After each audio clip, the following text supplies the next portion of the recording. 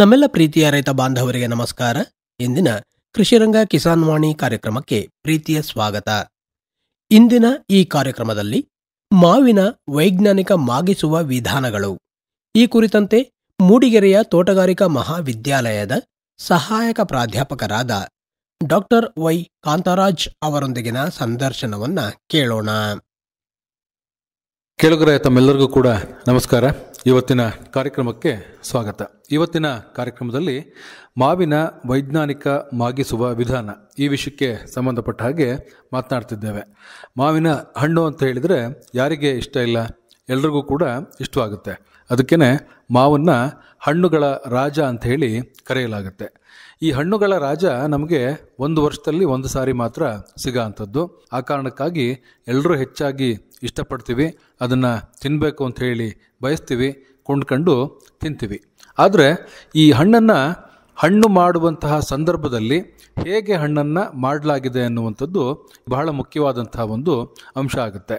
ಈ ಮಾವಿನ ಹಣ್ಣು ಬಂದು ಹೊಸರಲ್ಲಿ ತಿಂದಂತಹ ಸಂದರ್ಭದಲ್ಲಿ ಅನೇಕ ಸಮಸ್ಯೆಗಳು ಆಗುತ್ತೆ ಅಂಥೇಳಿ ಅನೇಕರು ಹೇಳ್ತಾರೆ. ಅದರಲ್ಲೂ ಕೂಡ ಬಹಳ ಮುಖ್ಯವಾಗಿ ಈ ಮಕ್ಕಳ ಆರೋಗ್ಯದ ಮೇಲೆ ಅನೇಕ ದುಷ್ಪರಿಣಾಮಗಳನ್ನು ಇದು ಉಂಟು ಮಾಡುತ್ತೆ ಅನ್ನುವಂಥದ್ದು. ಇದು ಯಾಕೆ ಹೀಗೆ ಆಗುತ್ತೆ? ಈ ಮಾವಿನ ಹಣ್ಣಿನ ದೋಷವೋ ಇದು, ಅಥವಾ ಮಾವಿನ ಕಾಯನ್ನು ಮಾಗಿಸುವ ಸಂದರ್ಭದಲ್ಲಿ ಆಗ್ತಕ್ಕಂತಹ ಕೆಲವೊಂದು ಚಟುವಟಿಕೆಗಳು ಏನಿರುತ್ತೋ ಅಲ್ಲಿ ಆಗ್ತಾ ಇರತಕ್ಕಂಥ ದೋಷವೋ ಅನ್ನುವಂಥ ವಿಚಾರಗಳನ್ನು ಇವತ್ತಿನ ಕಾರ್ಯಕ್ರಮದಲ್ಲಿ ತಿಳಿದುಕೊಳ್ಳೋಣ. ಹಾಗಿದ್ರೆ ಮಾವು ಹಣ್ಣಾಗಲೇಬೇಕಲ್ವ? ಹಣ್ಣಾದರೆ ಮಾತ್ರ ನಾವು ಅದನ್ನು ತಿನ್ನಲಿಕ್ಕೆ ಸಾಧ್ಯ ಆಗುತ್ತೆ, ಇಲ್ಲ ಅಂತ ಹೇಳಿದರೆ ತಿನ್ನಲಿಕ್ಕೆ ಸಾಧ್ಯ ಆಗೋದಿಲ್ಲ. ಈ ನಿಟ್ಟಿನಲ್ಲಿ ಮಾವನ್ನು ವೈಜ್ಞಾನಿಕವಾಗಿ ನಾವು ಹೇಗೆ ಮಾಗಿಸ್ತಕ್ಕಂಥದ್ದು, ಯಾವ ವಿಧಾನವನ್ನು ಅನುಸರಿಸಿ ಮಾವನ್ನು ನಾವು ಮಾಗಿಸಿದರೆ ಅದು ಆರೋಗ್ಯಕ್ಕೆ ಪೂರಕವಾಗಿ ಕೆಲಸವನ್ನು ಮಾಡುತ್ತೆ ಅನ್ನುವಂಥ ವಿಚಾರಗಳನ್ನು ಇವತ್ತಿನ ಕಾರ್ಯಕ್ರಮದಲ್ಲಿ ತಿಳಿದುಕೊಳ್ಳೋಣ. ಹೆಚ್ಚಿನ ಮಾಹಿತಿಯನ್ನು ಮಾಡಿಕೊಡ್ಲಿಕ್ಕಾಗಿ ನಮ್ಮೊಂದಿಗೆ ಇದ್ದಾರೆ ಮೂಡಿಗೆರೆಯ ತೋಟಗಾರಿಕಾ ಮಹಾವಿದ್ಯಾಲಯದ ಕೊಯ್ಲೋತ್ತರ ನಿರ್ವಹಣಾ ವಿಭಾಗದ ಮುಖ್ಯಸ್ಥರು ಹಾಗೂ ಸಹಾಯಕ ಪ್ರಾಧ್ಯಾಪಕರಾದ ಡಾಕ್ಟರ್ ವೈ ಕಾಂತರಾಜ್ ಅವರು. ಡಾಕ್ಟ್ರೇ, ತಮಗೆ ನಮಸ್ಕಾರ, ಕಾರ್ಯಕ್ರಮಕ್ಕೆ ಸ್ವಾಗತ. ನಮಸ್ಕಾರ ಎಲ್ಲರಿಗೂ. ಈಗ ಮಾವಿನ ಹಣ್ಣಿನ ಒಂದು ಕಾಲ, ಈ ಕಾಲದಲ್ಲಿ ನಾವು ಇದ್ದೇವೆ. ಈಗ ಎಲ್ಲೆಡೆಯೂ ಕೂಡ ಮಾವಿನ ಹಣ್ಣು ಸಿಗ್ತಾ ಇದೆ. ಈ ಮಾವಿನ ಹಣ್ಣಿನ ಬಗ್ಗೆ, ಈ ಬೆಳೆಯ ಬಗ್ಗೆ ಒಂದಷ್ಟು ಪರಿಚಯವನ್ನು ಮಾಡಿಕೊಡಿ. ಮಾವು ತಮಗೆಲ್ಲ ಗೊತ್ತಿರ್ಬೋದು, ತಾವು ಹೇಳಿದಾಗೆ ಇದು ಹಣ್ಣಿನ ರಾಜ. ಯಾಕಂದರೆ ಅದರದೇ ಆದಂಥ ಸ್ವಾದ ಇದೆ. ಬೇರೆ ಯಾವುದೇ ಹಣ್ಣಿನಲ್ಲಿರುವ ಸ್ವಾದ ಅದರಲ್ಲಿದೆ. ಹಾಗಾಗಿ ಹೆಚ್ಚು ಜನಪ್ರಿಯವಾದ ಒಂದು ಹಣ್ಣು, ಅದಕ್ಕೆ ಅದನ್ನು ಮಾವಿನ ರಾಜ ಅಂತ ಕರೀತಾರೆ. ಅದೇ ರೀತಿ ಹಣ್ಣಿನಲ್ಲಿ ಅನೇಕ ಜೀವಸತ್ವಗಳಿದೆ. ನಮಗೆ ವಿಟಮಿನ್ ಎ ಅಂತ ಹೇಳ್ತೀವಿ, ಅದು ಯಥೇಚ್ಛವಾಗಿದೆ. 4800 ಇಂಟರ್ನ್ಯಾಷನಲ್ ಯೂನಿಟ್ ಅಷ್ಟು ನಮಗೆ ವಿಟಮಿನ್ ಎ ಇದೆ. ವಿಟಮಿನ್ ಎ ಹೆಚ್ಚಾಗಿರೋದ್ರಿಂದ ನಮಗೆ ಅನೇಕ ರೋಗಗಳಿಗೆ ಇದು ಉಪಯುಕ್ತವಾಗಿದೆ. ಅದಕ್ಕೋಸ್ಕರ ಅದನ್ನು ಹಣ್ಣಿನ ರಾಜ ಅಂತ ಒಂದು ಹೆಸರನ್ನು ಇದು ಮಾಡಿದೆ. ತಾವು ಹೇಳ್ದಂಗೆ ಹಣ್ಣು ಮಾಡೋದು ಭಾಳ ಮುಖ್ಯವಾಗಿರುತ್ತೆ. ಅದು ವೈಜ್ಞಾನಿಕವಾಗಿ ಹಣ್ಣು ಮಾಡೋದು ಅಂದರೆ ಕೃತಕವಾಗಿ ಹಣ್ಣು ಯಾಕೆ ಮಾಡಬೇಕು ಅಂದರೆ, ಹಣ್ಣು ಮಾಗುವುದರಲ್ಲೇ 2 ವಿಧ ಇದೆ. ಒಂದು ಅದಾಗೆ ಮರದಲ್ಲೇ ಹಣ್ಣಾಗುವಂಥದ್ದು ನೈಸರ್ಗಿಕವಾಗಿ. ಕೆಲವು ಹಣ್ಣುಗಳು ಕಿತ್ತ ಮೇಲೆ ಹಣ್ಣಾಗುವಂಥದ್ದು, ಮರದಲ್ಲೂ ಆಗುತ್ತೆ, ಇಲ್ಲ ಕಿತ್ತ ಮೇಲೂ ಹಣ್ಣು ಮಾಡ್ಬೋದು. 2 ಟೈಪ್ ನಾವು ವಿಧಗಳನ್ನು ಮಾಡ್ತೀವಿ. ಇಲ್ಲಿ ಈ ಮಾವಿನ ಹಣ್ಣು ನಾವು ಮರದಲ್ಲೂ ಹಣ್ಣಾಗುತ್ತೆ, ಬಟ್ ಭಾಳ ದಿನ ಬೇಕಾಗತ್ತೆ. ಬಲ್ತಂತ ಮಾವನ್ನು ಕಿತ್ಬಿಟ್ಟು ನಾವು ಹಣ್ಣು ಮಾಡಬೇಕಾಗತ್ತೆ. ಅದೇ ನೀವು ಪೈನಾಪಲ್ ಅಂತ ಹಣ್ಣುಗಳು, ಅದು ನಾವು ಕಿತ್ಬಿಟ್ರೆ ಹಣ್ಣಾಗಲ್ಲ, ಅದು ಗಿಡದಲ್ಲೇ ಹಣ್ಣಾಗಬೇಕಾಗತ್ತೆ. ಹೀಗೆ 2 ವಿಧಗಳನ್ನಾಗಿ ನಾವು ವಿಂಗಡಿಸಿದ್ದೀವಿ. ಈ ಮಾವನ್ನು ಮಾಗಿಸ್ತಕ್ಕಂಥದ್ದು ಬಹಳ ಒಂದು ಮುಖ್ಯವಾದಂತಹ ಒಂದು ಅಂಶ ಅಂತ ಹೇಳಿ, ಏನು ಇದರ ಒಂದು ಪ್ರಾಮುಖ್ಯತೆ ಅಂತೀರಿ? ಈಗ ತಮಗೆಲ್ಲ ಗೊತ್ತಿರ್ಬೋದು, ಈಗ ಒಂದು ಕಾಯನ್ನು ಕಟಾವು ಮಾಡಿದ ತಕ್ಷಣ ನಾವು ಇವತ್ತೇ ತಿನ್ನಬೇಕು ಅಂದರೆ ಆಗೋದಿಲ್ಲ. ಅದನ್ನು ನೀವು ಹುಲ್ಲಲ್ಲಿ ಹಾಕಿ ಇಟ್ಟರೆ ಅದೊಂದು 3 ದಿನ 4 ದಿನ 5 ದಿನ ಒಂದು ವಾರ ಬೇಕಾಗುತ್ತೆ ಹಣ್ಣಾಗೋಕ್ಕೆ. ಅದೇ ರೀತಿ ಪಕ್ವಕ್ಕೆ ಬಂದ ಕಾಯಿಗಳನ್ನು ಮಾಗಿಸಬೇಕಾದ್ರೆ ಕೆಲವು ತಂತ್ರಜ್ಞಾನಗಳು ಬೇಕಾಗತ್ತೆ. ಪಕ್ವಕ್ಕೆ ಬಂದ ಕಾಯಿಗಳು ಗಾಳಿ ಆಡದ ಕೋಣೆಯಲ್ಲಿಟ್ಟು ಅದನ್ನು ಒಂದು ತಾಪಮಾನದಲ್ಲಿ ಕೊಡುವುದರಿಂದ ಅದು ವಾಡಿಕೆ, ಹುಲ್ಲಲ್ಲಿ ಹಾಕಿಟ್ಟು ಹಣ್ಣು ಮಾಡಬೇಕು. ಆದರೆ ಅದು ಒಂದು ವಾರದಿಂದ 4 ದಿನ 5 ದಿನ ಒಂದು ವಾರ ಅದರ ಪಕ್ವತೆಯ ಮೇಲೆ ಅದು ಹಣ್ಣಾಗ್ತಾ ಬರುತ್ತೆ. ಮತ್ತು ಎಲ್ಲ ಒಂದು 20 ಹಣ್ಣು ನಾವು ಹಾಕಿಟ್ರೆ ಎಲ್ಲ 20 ಹಣ್ಣು ಒಂದೇ ದಿನ ಹಣ್ಣಾಗಲ್ಲ. ಕೆಲವು ಬೇಗ ಹಣ್ಣಾಗ್ತವೆ, ಕೆಲವು ಇನ್ನೊಂದು 2-3 ದಿನ ಬಿಟ್ಟು ಹಣ್ಣಾಗುತ್ತೆ. ಅವಾಗೇನಾಗುತ್ತೆ, ನಾವೆಲ್ಲ 20 ಹಣ್ಣನ್ನು ಒಟ್ಟಿಗೆ ತೆಗಿಯೋಕ್ಕಾಗಲ್ಲ. ಸ್ವಲ್ಪ ಹಣ್ಣುಗಳನ್ನು ತಗೋಬೇಕಾಗತ್ತೆ. ಅದೇ ರೀತಿ ಈ ಪದ್ಧತಿಯಲ್ಲಿ ಮಾಗಿಸುವ ಹಣ್ಣುಗಳು ತಿನ್ನಲು ಭಾಳ ಸ್ವಾದವಾಗಿದ್ದರೂ ನಮಗೆ ಕೆಲವು ಅನಾನುಕೂಲಗಳಿದ್ದಾವೆ. ಒಂದು, ಕಾಯಿಗಳು ಹಣ್ಣಾಗಬೇಕಾದರೆ ಹೆಚ್ಚು ಕಾಲಾವಕಾಶ ಬೇಕಾಗತ್ತೆ. ಅಂದರೆ 8ರಿಂದ 10-15 ದಿನಗಳು ನಮಗೆ ಎಲ್ಲ ಹಣ್ಣುಗಳಾಗಬೇಕಾದ್ರೆ ಬೇಕಾಗ್ತವೆ ನೈಸರ್ಗಿಕವಾಗಿ. ತೂಕದಲ್ಲಿ ಕಡಿಮೆ ಆಗ್ತಾ ಹೋಗ್ತವೆ. 25% ತೂಕ ಕಡಿಮೆ ಆಗುತ್ತೆ. ನಾವೀಗ 1 kg ಇತ್ತು ಅಂದರೆ ನಮಗೊಂದು 750 ಗ್ರಾಮ್ ಅಷ್ಟೇ ಹಣ್ಣಿನ ತೂಕ ಸಿಗುತ್ತೆ. ಒಂದೇ ಬಾರಿಗೆ ಮಾಗುವುದಿಲ್ಲ. ಈ ಎಲ್ಲ ಕಾರಣದಿಂದ ಕೃತಕವಾಗಿ ಮಾಗಿಸುವುದು ಬಹಳ ಮುಖ್ಯವಾಗಿರುತ್ತೆ. ಕೃತಕವಾಗಿಯೇನೋ ನಾವು ಮಾಡ್ತೀವಿ, ಆದರೆ ಯಾವ ವಿಧಾನವನ್ನು ಅನುಸರಿಸಿ ಮಾಡ್ತೀವಿ ಅನ್ನುವಂಥದ್ದು ಬಹಳ ಮುಖ್ಯ ಆಗುತ್ತೆ. ಈಗ ಅನೇಕರು ಪ್ರಶ್ನೆಯನ್ನು ಕೇಳ್ಬೋದು, ನಮ್ಮ ಕಾರ್ಯಕ್ರಮವನ್ನು ಕೇಳ್ತಾ ಇರ್ತಕ್ಕಂಥವ್ರು, ನೈಸರ್ಗಿಕವಾಗಿ ಹಣ್ಣಾಗಲಿ ಬಿಡಿ ನಾವು ನಿಧಾನಕ್ಕೆ ತಿಂತೀವಿ ಅಂತ ಹೇಳಿ ಅನ್ಬೋದು. ಆದರೆ ಅದು ಹಾಗಲ್ಲ. ಯಾಕೆ ಅಂತ ಅಂದರೆ ಇವತ್ತು ಪ್ರತಿಯೊಂದರಲ್ಲೂ ಕೂಡ ನಾವು ವಾಣಿಜ್ಯವನ್ನು ಹುಡುಕ್ತಾ ಇದ್ದೇವೆ. ಒಂದೇ ಸಾರಿ ಹಣ್ಣಾಯಿತು ಅಂತ ಹೇಳಿದಾಗ ಅದಕ್ಕೊಂದು ವಾಣಿಜ್ಯಿಕವಾಗಿ ಬೆಲೆ ಅನ್ನುವಂಥದ್ದು ಬರುತ್ತೆ. ಅದು 8 ದಿವಸದ ಬಿಟ್ಟು ಆಗುತ್ತೆ, 10 ದಿವಸ ಬಿಟ್ಟು ಆಗುತ್ತೆ ಅಂತ ಅಂದಾಗ ಅದನ್ನು ಮಾರಾಟ ಮಾಡ್ತಕ್ಕಂಥದ್ದು, ಮಾರುಕಟ್ಟೆ ಮಾಡ್ತಕ್ಕಂಥದ್ದು ಎರಡು ಕೂಡ ಕಷ್ಟ ಆಗುತ್ತೆ. ಈ ನಿಟ್ಟಿನಲ್ಲಿ ಯಾವ ಒಂದು ವಿಧಾನವನ್ನು ಅನುಸರಿಸಿ ಮಾಡ್ತಕ್ಕಂಥದ್ದು ಒಳ್ಳೆಯದು, ಮತ್ತು ಆರೋಗ್ಯಕ್ಕೆ ಪೂರಕವಾದಂತಹ ಒಂದು ವಿಧಾನ ಯಾವುದು, ಆರೋಗ್ಯಕ್ಕೆ ಮಾರಕವಾಗ್ತಿರ್ತಕ್ಕಂಥ ವಿಧಾನ ಯಾವುದು, ಯಾಕೆ ಅದು ಮಾರಕವಾಗಿ ಪರಿಣಮಿಸ್ತಾ ಇದೆ ಅಂತೇಳಿ? ತಾವು ಹೇಳಿದಾಗೆ ಸ್ವಾಭಾವಿಕವಾಗಿ ಹಣ್ಣಾಗತ್ತೆ, ಸ್ವಾಭಾವಿಕಕ್ಕೆ ತಿನ್ಬೋದು ಅಂತ ಹೇಳ್ಬೋದು. ಅದೇ ಮಾರುಕಟ್ಟೆ ಹಾಗಲ್ಲ. ಮಾರುಕಟ್ಟೆಯಲ್ಲಿ ಏನಿದೆ ಅಂದರೆ ಈಗಿನ ಸನ್ನಿವೇಶಗಳು, ನಾವು ಎಷ್ಟೋ ಕೋಟಿ ಜನರಿಗೆ ನಾವು ಆ ಹಣ್ಣನ್ನು ತಲುಪಿಸ್ಬೇಕಾಗತ್ತೆ, ಇವತ್ತೇ ತಲುಪಿಸ್ಬೇಕಾಗತ್ತೆ. ಅದನ್ನು ನಾಳೆ ತಲುಪ್ಸಕ್ಕೆ ಹೋಗ್ತೀವಿ ಅಂದರೆ ಅವ್ರು ಇಷ್ಟಪಡೋದಿಲ್ಲ. ಆ ನಿಟ್ಟಿನಲ್ಲಿ ಈ ಹಣ್ಣನ್ನು ಕೃತಕವಾಗಿ ಮಾಗಿಸುವಲ್ಲಿ 2 ವಿಧಾನಗಳನ್ನು ಹೆಚ್ಚಾಗಿ 2 ರಾಸಾಯನಿಕಗಳನ್ನು ನಾವು ಬಳಸ್ತೀವಿ. ಒಂದು ಕ್ಯಾಲ್ಸಿಯಂ ಕಾರ್ಬೈಡು, ಇನ್ನೊಂದು ಇಥಿಲೀನ್ ಅಂತ ಹೇಳಿ. ಈ ಕ್ಯಾಲ್ಸಿಯಂ ಕಾರ್ಬೈಡನ್ನು ಯಥೇಚ್ಛವಾಗಿ ಬಾಳೆಹಣ್ಣಲ್ಲಿರ್ಬೋದು, ಮಾವಿನ ಹಣ್ಣಿನಲ್ಲಿರ್ಬೋದು ಹೆಚ್ಚಾಗಿ ಉಪಯೋಗಿಸ್ತಾ ಇದ್ದಾರೆ.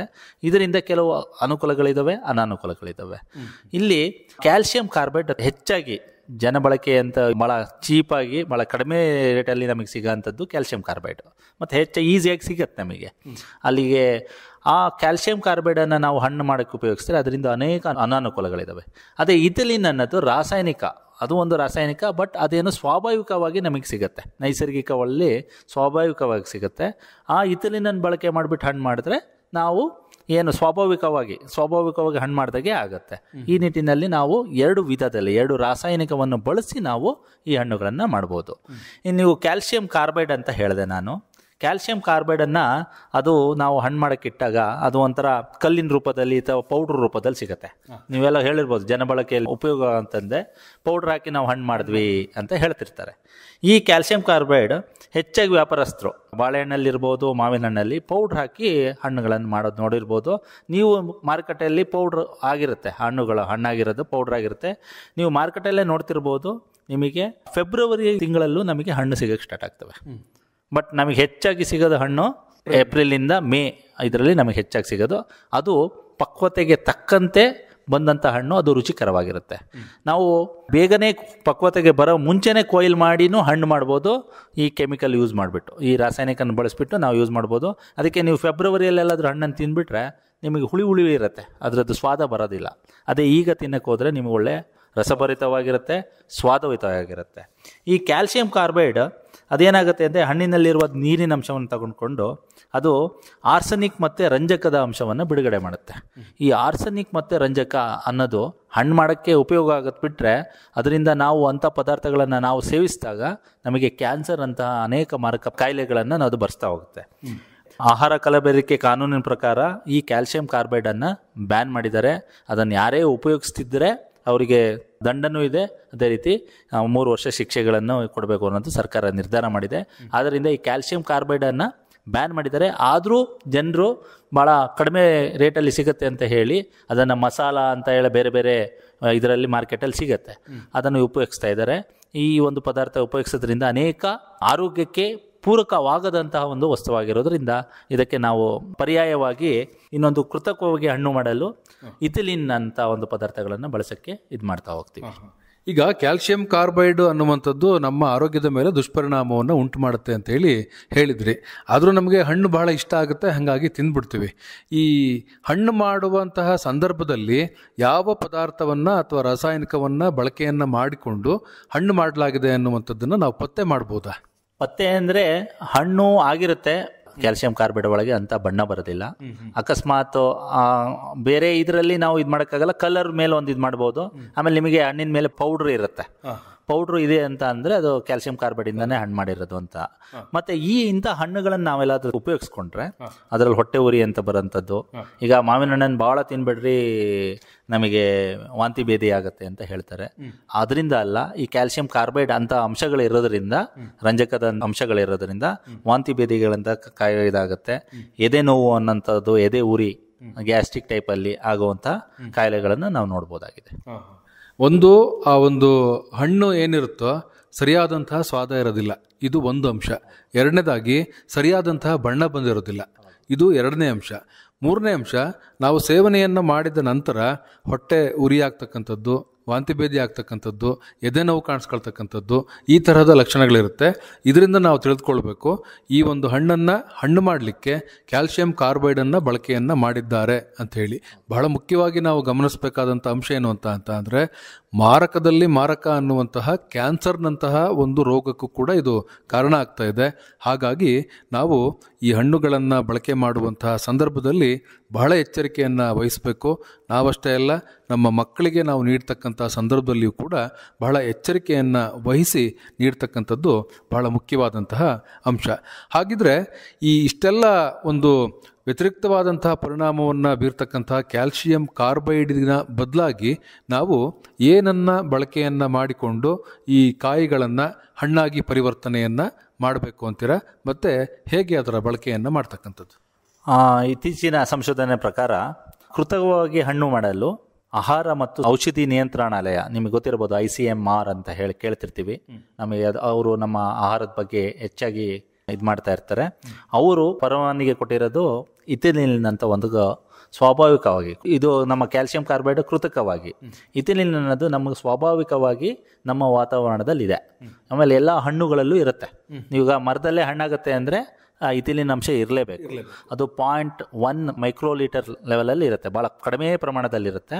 ಅದಕ್ಕೋಸ್ಕರನೇ ನಮಗೆ ಮಾವಿನ ಹಣ್ಣು ಮರದಲ್ಲಿ ಹಣ್ಣಾಗಬೇಕು ಅಂದರೆ ಮಾಮೂಲಿ ಮಾಡೋದ್ಕಿಂತನೂ ಒಂದು 15 ದಿನದಿಂದ 20 ದಿನ ಹೆಚ್ಚಾಗತ್ತೆ. ಅಂದರೆ ಸ್ವಾಭಾವಿಕವಾಗಿ ಇಥಿಲಿನ್ ಇರುತ್ತೆ. ಆ ಇಥಿಲಿನ್ ಅನ್ನೋ ಅಂಶನೇ ಹಣ್ಣನ್ನು ಮಾಗಿಸೋಕೆ ಉಪಯೋಗವಾಗಿರುತ್ತೆ. ಆ ನಿಟ್ಟಿನಲ್ಲಿ ಇಥಿಲಿನ್ ಅನ್ನೋದನ್ನು ಉಪಯೋಗಿಸ್ಬೋದು ಅನ್ನೋದಕ್ಕೆ ಪರವಾನಗಿ ನಮ್ಮಲ್ಲಿ ಇದೆ. ಈ ಇಥಿಲಿನ್ ದ್ರಾವಣವನ್ನು ಬಳಸಿ ಹಣ್ಣನ್ನು ಮಾಡ್ತಕ್ಕಂಥ ವಿಧಾನಗಳು ಯಾವ್ಯಾವು? ಇಥಿಲಿನಲ್ಲಿ ದ್ರಾವಣ ರೂಪದಲ್ಲಿ ಉಪಯೋಗಿಸ್ಬೋದು, ಗ್ಯಾಸ್ ರೂಪದಲ್ಲೂ ಉಪಯೋಗಿಸ್ಬೋದಾಗಿದೆ. ಒಂದು ನೀರಿನಲ್ಲಿ ಇಥಿಲಿನನ್ನು ಹಾಕಿ ಅದನ್ನು ದ್ರಾವಣವನ್ನು ಒಂದು ಗಾಳಿಯಾಡದಂಥ ಒಂದು ಕೋಣೆ ಒಳಗಿಟ್ಟು ಕಿಟಕಿಲು ಬಾಗಿಲುಗಳನ್ನು ಮುಚ್ಚಿ ಆ ಕೊಠಡಿಗೆ ಒಂದು ಪಾತ್ರೆಯಲ್ಲಿ 5 ಲೀಟರ್ ನೀರನ್ನು ಹಾಕಿ ಅದಕ್ಕೆ 10 ಮಿಲಿ ಇಥಿಲಿನನ್ನು ಹಾಕಿಬಿಟ್ಟು 2 ಗ್ರಾಮ್ ಸೋಡಿಯಂ ಹೈಡ್ರಾಕ್ಸೈಡ್ ಬೆರೆಸ್ಬಿಟ್ಟು ಒಂದು ಕೊಠಡಿ ಒಳಗೆ ಇಟ್ಬಿಟ್ರೆ, ಅಂದರೆ ಗಾಳಿ ಆಡಬಾರ್ದು ಆ ಕೊಠಡಿಗಳು, ಅದನ್ನು 12ರಿಂದ 24 ಗಂಟೆ ಅವಧಿಯಲ್ಲಿ ಕಾಯಿಗಳು ಮಾಗಲು ಪ್ರಾರಂಭವಾಗುತ್ತೆ. ಇಲ್ಲಿ ಇಥಿಲಿನ್ ಅನಿಲ ಬಿಡುಗಡೆ ಆಗೋದ್ರಿಂದ, ಇದು ಇಥಿಲಿನ್ ಅನ್ನೋದು ಒಂದು ಅನಿಲದ ಫಾರ್ಮ್, ಬಿಡುಗಡೆ ಆಗಿಬಿಟ್ಟು ಮಾಗುವಿಕೆ ಕ್ರಿಯೆಯನ್ನು ತ್ವರಿತವಾಗಿರುತ್ತದೆ. ಇದು ಸುಲಭವಾದ ಮತ್ತು ಅಪಾಯಕಾರಿವಲ್ಲದ ವಿಧಾನ ಆಗಿರುತ್ತೆ. ಯಾಕಂದರೆ ಇಲ್ಲಿ ನಮಗೆ ಯಾವುದು ಇಥಿಲಿನಿಂದ ಯಾವುದು ನಮಗೆ ದುಷ್ಪರಿಣಾಮಗಳಿಲ್ಲ. ಈ ವಿಧಾನದಿಂದ 2 ಟನ್ಗಳಷ್ಟು ಹಣ್ಣುಗಳನ್ನು ನಾವು ಒಂದು ಕೊಠಡಿ ಒಳಗೆ ಹಣ್ಣು ಮಾಡ್ಬೋದಾಗಿದೆ. ಇಥಿಲಿನ್ ಕ್ಯಾನ್ಗಳನ್ನು ಬಳಸ್ತಕ್ಕಂಥ ವಿಧಾನ, ಅದ್ರ ಬಗ್ಗೆ ತಿಳಿಸ್ಕೊಡಿ. ಅದೇ ನಾನು ಹೇಳಿದೆ, ಒಂದು ದ್ರಾವಣ ರೂಪದಲ್ಲಿ ನಾನು ಹೇಗೆ ಇದು ಮಾಡ್ಬೋದು ಅನ್ನೋದು ಹೇಳಿದೆ. ಅದೇ ರೀತಿ ಗ್ಯಾಸ್ ಅಂದ್ರೆ ನಾನು ಹೇಳಿದೆ, ಇಥಿಲಿನ್ ದ್ರಾವಣ ಇದ್ರೂ ಅದು ಗ್ಯಾಸ್ ಅನ್ನ ಬಿಟ್ಬಿಟ್ಟು ಹಣ್ಣು ಮಾಡುತ್ತೆ. ಇನ್ನೊಂದು ಗ್ಯಾಸ್, ಈ ನಿಮಗೆ ಪರ್ಫ್ಯೂಮ್ ಎಲ್ಲ ಗೊತ್ತಿದೆ, ಆ ಪರ್ಫ್ಯೂಮ್ ಟೈಪಲ್ಲಿ ಡಬ್ಬದಲ್ಲಿ ಇಥಿಲಿನ್ ಬರುತ್ತೆ. ಈ ವಿಧಾನದಲ್ಲಿ ಕಾಯಿಗಳನ್ನು ಕೊಠಡಿಯಲ್ಲಿ ಹಾಕ್ಬಿಟ್ಟು ಒಂದು ಪಾಲಿಥೀನ್ ಚೇಂಬರ್ನಲ್ಲಿ, ಅಂದ್ರೆ ಒಂದು ಬಾಸ್ಕೆಟ್ ಒಳಗೆಲ್ಲ ಒಂದು ಕ್ರೇಟ್ಗಳಲ್ಲಿ ಹಾಕ್ಬಿಟ್ಟು ಹಣ್ಣುಗಳನ್ನ ಅದನ್ನು ಒಂದು ಪಾಲಿಥೀನ್ ಇದರಲ್ಲಿ ಮುಚ್ಚಿಬಿಟ್ಟು, ಅಂದ್ರೆ ಗಾಳಿ ಆಡ್ದಾಗೆ 2.5 ಲೀಟರ್ನಷ್ಟಿರುವ ಇಥಿಲಿನ್ ಕ್ಯಾನ್ ಅನ್ನ ನಾವು ಸಿಂಪಡಿಸ್ಬಿಟ್ಟು 24 ಗಂಟೆಗಳ ಕಾಲ ಗಾಳಿ ಆಡೋಂಥ ಚೇಂಬರ್ನಲ್ಲಿ ಇಟ್ಬಿಟ್ರೆ ನಮಗೆ 2 ಟನ್ಗಳಷ್ಟು, ಅಂದರೆ ಅದಕ್ಕೊಂದು ಕ್ಯಾನಿಗೆ ಒಂದು 150 ರೂಪಾಯಿ ಆಗುತ್ತೆ ರೇಟು. ಅದರಿಂದ 2 ಟನ್ನಷ್ಟು ನಾವು ಹಣ್ಣುಗಳನ್ನು ಮಾಗಿಸ್ಬೋದು. ಇದರಲ್ಲಿ ಏನು ಉಪಯೋಗ ಅಂದರೆ ಎಲ್ಲ ಕಲರ್ ಒಂದೇ ಟೈಮಲ್ಲಿ ಆಗುತ್ತೆ, ಹಣ್ಣು ಒಂದೇ ಟೈಮಲ್ಲಿ ನಮಗೆ ನಾಳೆನೇ ಬೇಕು ಅಂದರೆ 2 ಟನ್ನಷ್ಟು ಹಣ್ಣನ್ನು ನಾಳೆನೇ ಮಾಗಿಸ್ಬೋದಾಗಿರುತ್ತೆ. ಮಧ್ಯಮದಿಂದ ದೊಡ್ಡ ಪ್ರಮಾಣದಲ್ಲಿ ಹಣ್ಣುಗಳನ್ನು ಮಾಗಿಸ್ತಕ್ಕಂಥದ್ದು ಹೇಗೆ ಅಂತ? ಅದೇ ರೀತಿ ನಮಗೆಲ್ಲ ಭಾಳ ಟನ್ಗಳು, ಒಂದು 20 ಟನ್ 30 ಟನ್ ಹಣ್ಣುಗಳನ್ನು ನಾವು ಮಾಗಿಸ್ಬೇಕು. ಅದೇ ಹೇಳಿದೆ, ಯಾಕೆ ಕೃತಕವಾಗಿ ಮಾಗಿಸ್ಬೇಕು ಅಂದರೆ ನಾವು ಜನರಿಗೆ ತಲುಪಿಸ್ಬೇಕು. ನಮಗೆ ಇವತ್ತೇ ತಲುಪಿಸಿದ್ರೆ ಅದಕ್ಕೆ ರೈತರಿಗೆ ಬೆಲೆ ಸಿಗುತ್ತೆ. ಅದನ್ನು ನಾಳೆ ತಲುಪಿಸ್ತೀವಿ ಅಂದರೆ ನಮಗೆ ಬೆಲೆ ಸಿಗೋದಿಲ್ಲ. ಆ ನಿಟ್ಟಿನಲ್ಲಿ ದೊಡ್ಡ ಪ್ರಮಾಣದಲ್ಲಿ ಕೃತಕವಾಗಿ ಹಣ್ಣು ಮಾಗಿಸೋಕ್ಕೆ ಹಣ್ಣಿನ ಮಾಗಿಸುವ ಘಟಕಗಳಿದ್ದಾವೆ, ಅಲ್ಲ ಹೆಚ್ಚಾಗಿ ಉಪಯೋಗಿಸ್ತಿದ್ದಾರೆ, ಎಲ್ಲ ಕಡೆನೂ ಇರುತ್ತೆ. ರೈಪ್ನಿಂಗ್ ಚೇಂಬರ್ಗಳಂತ ಹೇಳ್ತಾರೆ ಇಂಗ್ಲೀಷಲ್ಲಿ. ಈ ಘಟಕಗಳಲ್ಲಿ ಆಟೋಮ್ಯಾಟಿಕ್ ಸಿಸ್ಟಮ್ಸ್ ಇರುತ್ತೆ. ಅಂದರೆ ಅಲ್ಲಿ ಎಷ್ಟು ಪ್ರಮಾಣದಲ್ಲಿ ಅದಕ್ಕೆ ಕಾರ್ಬನ್ ಡೈಆಕ್ಸೈಡ್ ಬೇಕು, ಎಷ್ಟು ಪ್ರಮಾಣದಲ್ಲಿ ಅದಕ್ಕೆ ತಾಪಮಾನ ಬೇಕು, ಎಷ್ಟು ಪ್ರಮಾಣದಲ್ಲಿ ಇಥಿಲಿನ್ ಹಾಕಬೇಕು ನಾವು, ಎಷ್ಟು ಕಾನ್ಸಂಟ್ರೇಷನ್ ಒಳಗೆ, ಅದೇ ರೀತಿ ಎಷ್ಟು ಪ್ರಮಾಣ, ಇಷ್ಟೇ ಪ್ರಮಾಣ ನಾವು ಆರ್ದ್ರತೆಗಳು, ಇವೆಲ್ಲ ಭಾಳ ಮುಖ್ಯವಾದ ಅಂಶಗಳು.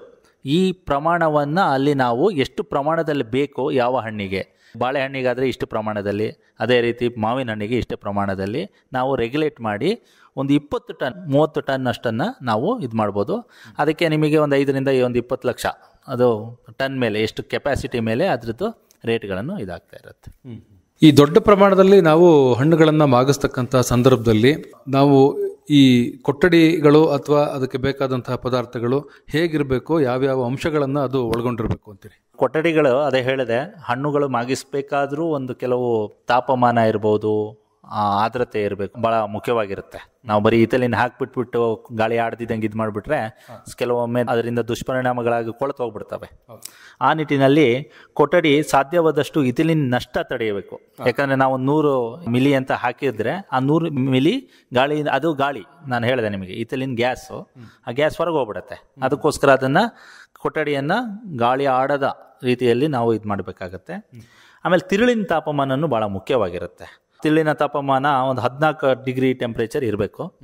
ಅದೇ ರೀತಿ ಕೊಠಡಿಯ ತಾಪಮಾನ 20 ಡಿಗ್ರಿ ಅಷ್ಟು ಇರಬೇಕು. ಅಷ್ಟು ಸೆಲ್ಸಿಯಸ್ಟು ತಾಪಮಾನನ ನಾವು ಮೇಂಟೈನ್ ಮಾಡಬೇಕು. ಹೆಚ್ಚಾದರೂ ನಮಗೆ ಅದರಿಂದ ಅನಾನುಕೂಲವಾಗುತ್ತೆ, ಕಡಿಮೆ ಇದ್ದರೂ ಅದು ಹಣ್ಣಾಗೋದಿಲ್ಲ. ಅದರಿಂದ ಆ ಹಣ್ಣುಗಳು ಕೊಳೆಯುವ ಸಂಭವ ಜಾಸ್ತಿ ಇರುತ್ತೆ. ಅದೇ ರೀತಿ ಆರ್ದ್ರತೆ, ನಾವೇನು ರಿಲೇಟಿವ್ ಹ್ಯೂಮಿಡಿಟಿ ಅಂತ ಹೇಳ್ತೀವಲ್ಲ, ಅದು 75% 85% ಆರ್ದ್ರತೆನ ನಾವು ಮೇಂಟೈನ್ ಮಾಡಬೇಕು. ಆಮೇಲೆ ಒಂದು ಚೇಂಬರ್ ಒಳಗೆ ನಾವು 100ರಿಂದ 150 PPM ಅಂದರೆ 1 ಮಿಲಿ 1 ಲೀಟರ್ ಇದಕ್ಕೆ ಅಷ್ಟು ನಾವು ಆ ಒಂದು ಚೇಂಬರ್ಗಳಿಗೆ ನಾವು ಇಥಿಲಿನ್ ಸಿಂಪರಣೆ ಮಾಡೋದ್ರಿಂದ ಈ ಎಲ್ಲ ಅಂಶಗಳನ್ನು ಮನಗೊಂಡು ನಾವು ಒಂದು ಕೃತಕವಾಗಿ ಹಣ್ಣುಗಳನ್ನು ನಾವು ಮಾಗಿಸ್ಬೋದು. ಮೊದಲೆಲ್ಲ ಕೃಷಿಕರು ಹಣ್ಣುಗಳನ್ನು ಬೆಳೀತಾ ಇದ್ರು, ಯಾರೋ ಬಂದು ಅದನ್ನು ಖರೀದಿ ಮಾಡ್ತಿದ್ರು, ಕೊಂಡ್ಕೊಂಡು ಹೋಗಿ ಮಾರಾಟವನ್ನು ಮಾಡ್ತಾಯಿದ್ರು, ಅಲ್ಲಿಗೆ ಮುಗಿದೋಗ್ತಾ ಇತ್ತು. ಆದರೆ ಈಗ ಪರಿಸ್ಥಿತಿ ಬದಲಾಗಿದೆ. ಇವತ್ತು ಕೃಷಿಕ ಏನು ಬೆಳಿತಾನೋ ಅದನ್ನು ಅವನೇ ಮಾರಾಟ ಮಾಡಿದರೆ ಅವನಿಗೆ ಹೆಚ್ಚು ಲಾಭದಾಯಕವಾಗುತ್ತೆ ಅನ್ನುವಂಥ ಒಂದು ಕಾನ್ಸೆಪ್ಟ್ ಬಂದಿದೆ. ಅದರಿಂದ ಅನೇಕ ಜನ ಕೃಷಿಕರು ಲಾಭವನ್ನು ಕೂಡ ಮಾಡಿಕೊಂಡಿದ್ದಾರೆ. ಈ ನಿಟ್ಟಿನಲ್ಲಿ 1 ಮರ ಇರ್ಬೋದು, 2 ಮರ ಇರ್ಬೋದು, 4 ಇರ್ಬೋದು, 10 ಇರ್ಬೋದು, ಅದನ್ನು ನಾವೇ ಮಾರ್ಕೆಟ್ ಮಾಡ್ತಕ್ಕಂಥದ್ದು ಹೆಚ್ಚು ಸೂಕ್ತ ಅನ್ನುವಂಥದ್ದನ್ನು ಕಂಡುಕೊಂಡಿದ್ದಾರೆ. ಈ ನಿಟ್ಟಿನಲ್ಲಿ ಅತ್ಯಲ್ಪ ಪ್ರಮಾಣದಲ್ಲಿ ಮತ್ತು ರಾಸಾಯನಿಕ ರಹಿತವಾಗಿ ಹಣ್ಣನ್ನು ಮಾಡ್ತಕ್ಕಂಥವ್ರು ಯಾವ ಒಂದು ವಿಧಾನವನ್ನು ಅನುಸರಿಸ್ತಕ್ಕಂಥದ್ದು ಸೂಕ್ತ ಅಂತೀರಿ? ಮತ್ತು ಇವತ್ತೆಲ್ಲರಲ್ಲೂ ಕೂಡ ಭಯ ಇದೆ. ಅದು ಯಾವುದೇ ಆಗಿರಲಿ, ಈಗ ಇಥಿಲಿನ್ ಬಳಸಿದ್ರು ಅಂತ ಅಂದರೂ ಕೂಡ ರಾಸಾಯನಿಕ ಅಂದರೆ ಜನ ಹೆದರ್ತಕ್ಕಂಥ ಒಂದು ಪರಿಸ್ಥಿತಿ ಇದೆ. ಈ ನಿಟ್ಟಿನಲ್ಲಿ ಹೇಗೆ ಸಣ್ಣ ಬೆಳೆಗಾರರು ಸಣ್ಣ ಪ್ರಮಾಣದ ಹಣ್ಣುಗಳನ್ನು ಮಾಗಿಸುವಂಥ ಸಂದರ್ಭದಲ್ಲಿ ಯಾವ ವಿಧಾನವನ್ನು ಅನುಸರಿಸ್ತಕ್ಕಂಥದ್ದು ಸೂಕ್ತ? ನಾನು ಹೇಳಿದೆ, ಇದು ಇಥಿಲಿನ್ ಅನ್ನೋದು ರಾಸಾಯನಿಕವಾಗಿದ್ದು ಅದು ಸ್ವಾಭಾವಿಕವಾಗಿ ಸಿಗೋಂಥದ್ದು. ನಾವು ಅದನ್ನು ಉಸಿರಾಟದ ಒಳಗೆ ತೊಗೊತಾ ಇರ್ತೀವಿ. ಯಾಕಂದರೆ ವಾತಾವರಣದಲ್ಲಿ ಇದೆ ಅಂದರೆ ನಾವು ತೊಗೊತಾ ಇದ್ದೀವಿ ಅಂತ ಅರ್ಥ. ಯಾಕಂದರೆ ನಾವು ಉಸಿರಾಟ ಕ್ರಿಯೆಯಲ್ಲಿ ಇಥಿಲಿನ್ ಬರುತ್ತೆ, ಇಥಿಲಿನ್ ಹೋಗ್ತಾ ಇರುತ್ತೆ. ಇದು ಆದರೂ ನಾವು ಇಥಿಲಿನ್ ಅನ್ನೋದು ಒಂದು ರಾಸಾಯನಿಕ ಅಂತ ಇದು ಮಾಡಿದ್ರು, ನೀವು ಹಣ್ಣುಗಳನ್ನು ಒಂದು ಗಾಳಿಯಾಡದ ಕೊಠಡಿಗಳಲ್ಲಿ ಅಥವಾ ಹಣ್ಣುಗಳನ್ನು ಅಂದರೆ ಹುಲ್ಲನ್ನು ಉಪಯೋಗಿಸಿ ಮಾಡ್ಬೋದು. ಬಟ್ ನಾವು ಮಾಡಬೇಕಾದ್ರೆ ಕೆಲವು ಅಂಶಗಳನ್ನು ನಾವು ಭಾಳ ಮುಖ್ಯವಾಗಿರುತ್ತೆ. ಒಂದು ತಾಪಮಾನ, ನಿಮಗೆ ಟೆಂಪ್ರೇಚರ್ ಅನ್ನೋದು ಜಾಸ್ತಿನೂ ಆಗಬಾರ್ದು, ಕಡಿಮೆನೂ ಆಗಬಾರ್ದು.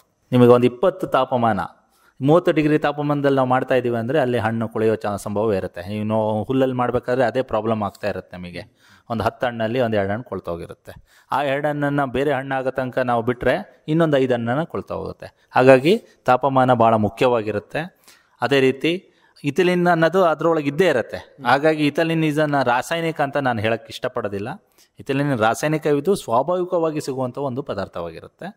ಮತ್ತು ಆರ್ದ್ರತೆ 85ರಿಂದ 90% ಆರ್ದ್ರತೆ ಒಂದು ಕೊಠಡಿಯಲ್ಲಿ ಮೇಂಟೈನ್ ಮಾಡಿ ನಾವು ಸ್ವಾಭಾವಿಕವಾಗಿ ಹಣ್ಣುಗಳನ್ನು ಮಾಗಿಸ್ಬೋದಾಗಿದೆ. ಈ ಮಾವಿನ ಹಣ್ಣನ್ನು ಹೇಗೆ ಹಣ್ಣು ಮಾಡಲಾಗುತ್ತೋ, ಮಾವಿನ ಹಣ್ಣಿನ ನಂತರದ ಒಂದು ಹಣ್ಣು ಅಂತ ಹೇಳಿದರೆ ಮತ್ತು ಇಡೀ ವರ್ಷ ಪೂರ್ತಿ ಬಳಕೆ ಮಾಡ್ತಕ್ಕಂಥ ಹಣ್ಣು ಅಂತ ಹೇಳಿದರೆ ಬಾಳೆಹಣ್ಣು. ಇದನ್ನು ವರ್ಷ ಪೂರ್ತಿ ನಾವು ಬಳಕೆಯನ್ನು ಮಾಡ್ತೀವಿ, ವರ್ಷ ಪೂರ್ತಿ ಸಿಗ್ತಾ ಇರುತ್ತೆ. ಅತ್ಯಂತ ಹೆಚ್ಚಾಗಿ ಬಳಕೆ ಮಾಡ್ತಕ್ಕಂಥ ಒಂದು ಹಣ್ಣು. ಇಲ್ಲಿಯೂ ಕೂಡ ಕ್ಯಾಲ್ಸಿಯಂ ಕಾರ್ಬೈಡನ್ನು ಬಳಕೆ ಮಾಡಲಾಗ್ತದೆ ಅನ್ನುವಂತಹ ಮಾತುಗಳು ಕೇಳಿ ಬರ್ತಾ ಇದೆ. ಬಾಳೆಹಣ್ಣನ್ನು ಹೇಗೆ ಮಾಡ್ತಕ್ಕಂಥದ್ದು ಸೂಕ್ತ ಅಂತೀರ ಹಣ್ಣನ್ನು? ಬಾಳೆಹಣ್ಣನ್ನು ಅದೇ ಇಥಿಲಿನ್ ಉಪಯೋಗಿಸಿಕೊಂಡೇ ಬಾಳೆಹಣ್ಣನ್ನು ಮಾಡ್ಬೋದು. ಅಲ್ಲೂ ಕ್ಯಾಲ್ಸಿಯಂ ಕಾರ್ಬೈಡನ್ನೇ ನೀವು ನೋಡಿರ್ಬೋದು, ಒಂದು ಕಲ್ಲನ್ನು ಪೇಪರಲ್ಲಿ ಹಾಕಿ ನಾವು ಇಡ್ತಾ ಹೋಗ್ತೀವಿ, ಅದು ಮಾರನೇ ದಿನ 2 ದಿನಕ್ಕೆ ಅದು ಕಲರ್ ಬರುತ್ತೆ. ಬಟ್ ಅಲ್ಲೂ ಇಥಿಲಿನ್ ಅನ್ನೋದು ಅದೇ 100 ppm, ಅದು ಹೆಚ್ಚಾಗಿ ಉಪಯೋಗಕ್ಕೆ ಇದು ಮಾಡಲ್ಲ ನಾವು. 100 ppm ಅನ್ನೋದನ್ನು ನಾವು ಕಲಬೆರಕೆ ಆ್ಯಕ್ಟ್ ಪ್ರಕಾರ 100 ppm ಯೂಸ್ ಮಾಡಿಬಿಟ್ಟು ಸರಿಯಾದ ಆರ್ದ್ರತೆಯನ್ನು ಮೇಂಟೈನ್ ಮಾಡಿಬಿಟ್ಟು ಬಾಳೆಹಣ್ಣನ್ನು ನಾವು ಹಾಗೆ ಕೃತಕವಾಗಿ ಹಣ್ಣುಗಳನ್ನು ಮಾಡ್ಬೋದು. ಈ ಕ್ಯಾಲ್ಸಿಯಂ ಕಾರ್ಬೈಡು ಮಾಗಿಸುವ ನಿಟ್ಟಿನಲ್ಲಿ ಯಾವ್ಯಾವ ಹಣ್ಣುಗಳಲ್ಲಿ ಅಧಿಕವಾಗಿ ಬಳಕೆ ಆಗ್ತದೆ? ಒಂದು ಬಾಳೆಹಣ್ಣು ಮತ್ತು ಇನ್ನೊಂದು ಮಾವಿನ ಹಣ್ಣು ಹೆಚ್ಚಾಗಿ ಅದರಲ್ಲಿ ಉಪಯೋಗ ಆಗುತ್ತೆ. ಈಗ ಸ್ವಲ್ಪ ಸಪೋಟದಲ್ಲಿ, ನಿಮಗೆ ಸಪೋಟದಲ್ಲೂ ಅಷ್ಟೇ ಸ್ವಾದವಿರಲ್ಲ. ನೀವು ಕ್ಯಾಲ್ಸಿಯಂ ಕಾರ್ಬೈಡ್ ಎಲ್ಲಿ ಯೂಸ್ ಮಾಡಿರ್ತೀರಾ ಅಲ್ಲಿ ಅಂಥ ಸ್ವಾದವಿರೋದಿಲ್ಲ. ಆಮೇಲೆ ಅದು ಹೆಚ್ಚಾಗಿ ಅದರಲ್ಲಿ ನೀರಿನ ಅಂಶ ಇರೋದಿಲ್ಲ, ಒಂಥರ ಭತ್ತದಂಗಾಗಿರುತ್ತೆ. ಅಂಥ ಹಣ್ಣುಗಳು ಅಲ್ಲಿ ಕ್ಯಾಲ್ಸಿಯಂ ಕಾರ್ಬೈಡನ್ನು ಯೂಸ್ ಮಾಡಿರ್ತಾರೆ ಅಂತ ಇದೆ. ಹಣ್ಣುಗಳನ್ನು ಬಳಕೆ ಮಾಡುವಾಗ ನಮ್ಮ ಬಳಕೆದಾರರು ಎಷ್ಟರ ಮಟ್ಟಿಗೆ ಜಾಗೃತರಾಗಿರ್ಬೇಕು ಅಂತೀರಿ? ಹಣ್ಣನ್ನು ಬಳಕೆದಾರರು ಅದೇ ಹೇಳಿದೆ, ಕ್ಯಾಲ್ಸಿಯಂ ಕಾರ್ಬೈಡ್ ಏನು ಪೌಡ್ರುಗಳು ಅಂತ ಇರೋಂಥ ಹಣ್ಣುಗಳನ್ನು ಆದಷ್ಟು ನಾವು ಕಡಿಮೆ ಪ್ರಮಾಣದಲ್ಲಿ ಉಪಯೋಗಿಸ್ಬೇಕು. ಅದರಿಂದ ಅನೇಕ ಆರೋಗ್ಯಕ್ಕೆ ದುಷ್ಪರಿಣಾಮಗಳಾಗ್ತವೆ. ಅದು ಬಿಟ್ಟು ಸ್ವಾಭಾವಿಕವಾಗಿ ಇಥಿಲಿನ್ ಬಳಸಿ ಅಂಥ ಪದಾರ್ಥಗಳಲ್ಲಿ ನಿಮಗೆ ಇಥಿಲಿನ್ ಬಳಸಿರೋ ಪದಾರ್ಥದಲ್ಲಿ ಇನ್ನೊಂದೇನೆಂದರೆ ಅಲ್ಲಿ ಪೌಡ್ರ್ ಟೈಪಲ್ಲಿ ನಮಗೆ ಕಾಣೋದಿಲ್ಲ. ಇಥಿಲಿನ್ ಬಳಸಿರೋದಿದ್ದರೆ, ನೀವು ಹುಲ್ಲಲ್ಲಿ ಮಾಗಿಸಿರೋದಿದ್ದರೆ ಅಲ್ಲಿ ನಿಮಗೆ ಪೌಡ್ರ್ ಅಂತ ಅಂಶಗಳು ನಮಗೆ ಮುಟ್ತಾಗೋ ಇಲ್ಲಾಂದರೆ ಅದ್ರ ಮೇಲೆ ಹಣ್ಣಿನ ಮೇಲೆ ನಮಗೆ ಅಂಥ ಅಂಶ ಕಾಣೋದಿಲ್ಲ. ಹಾಗಾಗಿ ಆ ರೀತಿಯಲ್ಲಿ ನಾವು ಸ್ವಾಭಾವಿಕವಾಗಿ ಅಥವಾ ಕೃತಕವಾಗಿ ನಾವು ಹಣ್ಣುಗಳನ್ನು ಇದು ಮಾಡ್ಕೋಬೋದಾಗಿದೆ. ಮಾವಿನ ವೈಜ್ಞಾನಿಕ ಮಾಗಿಸುವ ವಿಧಾನಕ್ಕೆ ಸಂಬಂಧಪಟ್ಟ ಹಾಗೆ ಅಂತಿಮವಾಗಿ ನಮ್ಮ ಕೃಷಿಕರಿಗೆ ಮತ್ತು ಕೇಳುಗರಿಗೆ ಏನು ಹೇಳಲಿಕ್ಕೆ ಇಷ್ಟಪಡ್ತೀರಾ ಡಾಕ್ಟ್ರೆ? ಈಗ ತಮಗೆಲ್ಲರಿಗೂ ಆಲೋಚನೆ ಇದೆ, ಇಥಿಲಿನ್ ಅನ್ನೋದು ಒಂದು ರಾಸಾಯನಿಕ ಪರ್ಯಾಯ ಅಂತ ಹೇಳ್ತಿದ್ದೀರಾ. ಇಥಿಲಿನ್ ರಾಸಾಯನಿಕ ಇದ್ದರೂ ಅದು ಸ್ವಾಭಾವಿಕವಾಗಿ ನಾವು ಅದನ್ನು ತೊಗೊಂಡಿರೋಂಥದ್ದು. ಈಗ ನಾವು ಹೇಗೆ ಆಕ್ಸಿಜನ್ ಕಮ್ಮಿ ಆದಾಗ ಆಕ್ಸಿಜನ್ ಸಿಲಿಂಡರ್ ಕೊಡ್ತಾರೆ, ಅದು ಸ್ವಾಭಾವಿಕವನ್ನು ನಾವು ಅದನ್ನು ಶೇಖರಣೆ ಮಾಡಿಕೊಂಡು ನಾವು ಇದು ಮಾಡ್ತಿರೋಂಥದ್ದು. ಈ ಇಥಿಲಿನನ್ನು ಬಳಸಿ ಕ್ಯಾಲ್ಸಿಯಂ ಕಾರ್ಬೈಡನ್ನು ಉಪಯೋಗವನ್ನು ಕಡಿಮೆ ಮಾಡಿ ಅಂಥ ಪದಾರ್ಥಗಳನ್ನು ಉಪಯೋಗಿಸ್ದೆ ಗ್ರಾಹಕರು ಇರ್ಬೋದು, ಹಾಗೆ ಮಾರುಕಟ್ಟೆ ಮಾಡೋರಂಥವ್ರು ಇರ್ಬೋದು, ಹಣ್ಣು ಕೃತಕವಾಗಿ ಮಾಗಿಸುವಂಥವ್ರು ಇರ್ಬೋದು. ಇಥಿಲಿನ್ ಅನ್ನೋದು ನಾನು ಹೇಳಿದೆ, ರೇಟಲ್ಲೂ ಅದು 150 ರೂಪಾಯಿಗೆ 2 ಟನ್ ಅಷ್ಟು ಹಣ್ಣನ್ನು ನಾವು ಹಣ್ಣು ಮಾಡ್ಬೋದು. ಅಂದರೆ ಭಾಳ ಕಡಿಮೆ ದುಡ್ಡಲ್ಲಿ ನಾವು ಹೆಚ್ಚಿನ ಹಣ್ಣುಗಳನ್ನು ಮಾಡೋದ್ರಿಂದ ನಾವು ಇಥಿಲಿನ್ ಅನ್ನೋಂಥ ಪದಾರ್ಥಗಳನ್ನು ಉಪಯೋಗಿಸ್ಬಿಟ್ಟು ಗ್ಯಾಸ್ ಫಾರ್ಮಲ್ಲಿರುತ್ತೆ, ಸ್ವಾಭಾವಿಕವಾಗಿರುತ್ತೆ. ಕೃತಕವಾಗಿ ಹಣ್ಣು ಮಾಡುವುದರಿಂದ ನಾನು ಹೇಳಿದೆ, ನಮಗೆ ಈಗಿನ ಮಾರುಕಟ್ಟೆಗೆ ಬೇಕಾದ ನಾವು ಹಣ್ಣನ್ನು ಸರಿಯಾದ ಸಮಯಕ್ಕೆ ಸರಿಯಾದ ಕಲರು ನೋಡ್ತಿರ್ತಾರೆ. ಬಾಳೆಹಣ್ಣಲ್ಲಿ ಕಲರ್ ಬರಲಿಲ್ಲ ಅಂದರೆ ಅದನ್ನು ತಗೊಳ್ಳೋಕೆ ಇಷ್ಟಪಡೋದಿಲ್ಲ. ಈ ನಿಟ್ಟಿನಲ್ಲಿ ನಾವು ಕೃತಕವಾಗಿ ಮಾಗಿಸುವುದರಿಂದ ನಾವು ಮಾರುಕಟ್ಟೆಯಲ್ಲಿ ಹೆಚ್ಚಿನ ರೈತರಿಗೂ ಅನುಕೂಲವಾಗಂಗೆ ಹಾಗೆ ಗ್ರಾಹಕರಿಗೂ ಒಳ್ಳೆಯ ಹಣ್ಣುಗಳನ್ನು ನಾವು ತಲುಪಿಸ್ಬೋದಾಗಿದೆ. ಯಾವುದೇ ಹಣ್ಣನ್ನು ವೈಜ್ಞಾನಿಕವಾಗಿ ಮಾಗಿಸುವ ವಿಧಾನಗಳಿಗೆ ಸಂಬಂಧಪಟ್ಟ ಹಾಗೆ ಹೆಚ್ಚಿನ ಮಾಹಿತಿ ಬೇಕು ಅಂತ ಹೇಳಿದರೆ ತಮ್ಮನ್ನು ಸಂಪರ್ಕ ಮಾಡ್ತಕ್ಕಂಥದ್ದು ಹೇಗೆ? ನಾನು ತೋಟಗಾರಿಕಾ ಮಹಾವಿದ್ಯಾಲಯ ಮೂಡಿಗೆರೆಯಲ್ಲಿ ಕಾರ್ಯನಿರ್ವಹಿಸ್ತಿರ್ತೇನೆ, ಚಿಕ್ಕಮಗಳೂರು ಜಿಲ್ಲೆ. ಇಲ್ಲೂ ಬಂದು ನಮ್ಮಲ್ಲಿ ಕೇಳ್ಬೋದು. ಇಲ್ಲವಾದರೆ ನನ್ನ ನಂಬರ್ 9731 731 842. ನಿಮ್ಮ ಸಂಪರ್ಕ ಸಂಖ್ಯೆಯನ್ನು ಮತ್ತೊಮ್ಮೆ ಹೇಳಿ. 9731 731 842. ಒಳ್ಳೆಯದು ಡಾಕ್ಟರ್ ಕಾಂತರಾಜ್ ಅವರೇ, ಇವತ್ತಿನ ಕಾರ್ಯಕ್ರಮದಲ್ಲಿ ಮಾವಿನ ವೈಜ್ಞಾನಿಕ ಮಾಗಿಸುವ ವಿಧಾನಗಳು ಈ ವಿಷಯಕ್ಕೆ ಸಂಬಂಧಪಟ್ಟ ಹಾಗೆ ಬಹಳ ಉಪಯುಕ್ತವಾದಂತಹ ವಿವರವಾದಂತಹ ಮಾಹಿತಿಯನ್ನು ನಮ್ಮ ಕೇಳುಗರಿಗೆ ತಾವು ಮಾಡಿಕೊಟ್ರಿ. ತಮಗೆ ಧನ್ಯವಾದಗಳು. ನಮಸ್ಕಾರ. ನಮಸ್ಕಾರ. ಇದುವರೆಗೆ ಮಾವಿನ ವೈಜ್ಞಾನಿಕ ಮಾಗಿಸುವ ವಿಧಾನಗಳು ಈ ಕುರಿತಂತೆ ಮೂಡಿಗೆರೆಯ ತೋಟಗಾರಿಕಾ ಮಹಾವಿದ್ಯಾಲಯದ ಸಹಾಯಕ ಪ್ರಾಧ್ಯಾಪಕರಾದ ಡಾಕ್ಟರ್ ವೈ ಕಾಂತರಾಜ್ ಅವರೊಂದಿಗಿನ ಸಂದರ್ಶನ ಕೇಳಿದಿರಿ. ಇವರನ್ನ ಸಂದರ್ಶಿಸಿದವರು ಅರಕಲಗೂಡು ವಿ ಮಧುಸೂದನ್.